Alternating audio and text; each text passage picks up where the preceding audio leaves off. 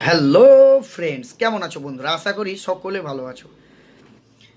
আমার একটা গাড়ি কালকে কলকাতায় গিয়েছিল, 7 টন পাসিংয়ের গাড়ি, আইচার কোম্পানির 2095 মডেলের। তো গাড়িটা আমার ডিস্টার্ব করছিল। কেমন, গাড়িটা স্টার্ট বন্ধ করার পরে গাড়িটা আবার যখন স্টার্ট দিতে যাচ্ছে স্টার্ট হচ্ছে না। মিটারে A to Z লাইন আছে, সমস্ত কিছু।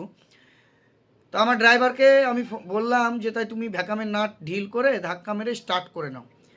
তো ভ্যাকামের নাট ঢিল করার পরে ধাক্কা মেরে স্টার্ট করে নিয়েছে। স্টার্ট করার পরে আবার ভ্যাকামের নাটটা টাইট করে দিয়েছে। তো আমি ওকে বললাম ভ্যাকামের নাটটা ঢিল দিয়েই রেখে দাও, তোমার যদি আবার রাস্তায় কোনো জায়গায় আপদ বিপদ হয়, তুমি যদি বাই চান্স গাড়িটা স্টার্ট বন্ধই করো, খাবার খেতে গিয়ে হোক কিংবা পেট্রোল পাম্পে ডিজেল ভরতে গিয়ে হোক, তাহলে তোমাকে বারবার ভ্যাকামের নাটটা ঢিল করতে হবে না। তো আমার ড্রাইভার আমাকে বলছে যদি আমি ভ্যাকামের নাট ঢিল রেখে দিই তাহলে কি গাড়িটা আমার ব্রেক ধরবে? তো যারা জানো না তাদেরকে বলে দিই, ভ্যাকামের নাটের সঙ্গে ব্রেকের কোনো সম্পর্ক নয়। সম্পর্ক হচ্ছে হ্যান্ড ব্রেকের, ভ্যাকামের সাথে হ্যান্ড ব্রেকের সম্পর্ক।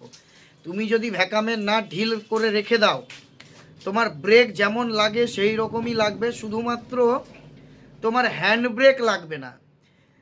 এয়ার ব্রেকের গাড়ির ক্ষেত্রে বলছি আমি, এটা যে কোনো এয়ার ব্রেকের গাড়ি ভ্যাকামের নাট ঢিল করে দিলে হ্যান্ড ব্রেক লাগবে না, কিন্তু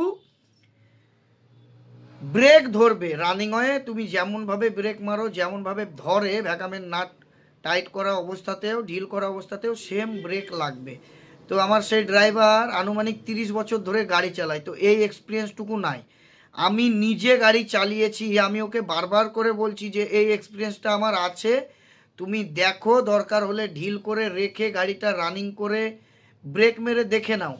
তারপরে বলছে না, এখানে 8-10টা ড্রাইভার আছে তারাও বলছে যে ভ্যাকামের নাট ঢিল থাকলে নাকি ব্রেক লাগবে না। তো তোমাদেরকে একটা কথা বলি, ভ্যাকামের নাট ঢিল থাকলেও ব্রেক অবভিয়াসলি লাগবেই, শুধুমাত্র হ্যান্ড ব্রেকটা লাগবে না। যারা জানো না তারা বিষয়টা জেনে নাও ভালো করে, যারা হাওয়া ব্রেকের গাড়ি চালাও রাস্তাঘাটে আপদ বিপদে পড়ে গেলে। আর তোমাদেরকে একটা কথা বলি, সবসময় একটা করে রেঞ্জ রাখবা গাড়িতে, ভ্যাকামের নাট ঢিল করার জন্য যে রেঞ্জটা প্রয়োজন সেই রেঞ্জটা রাখবা। তোমার গাড়ি যদি স্টার্ট না নেয়, তুমি মানে সেলফের যদি কোনো রকম প্রবলেম হয়, যদি ধাক্কা মেরে স্টার্ট হবে মনে হচ্ছে কিন্তু হ্যান্ড মানে ব্রেকের ভ্যাকামে হাওয়া পড়ে গেছে বলে ঠেলতে পারছো না, সেই ক্ষেত্রে ভ্যাকামের নাট দুটোকে ঢিল করে ধাক্কা মেরে স্টার্ট করতে পারবে।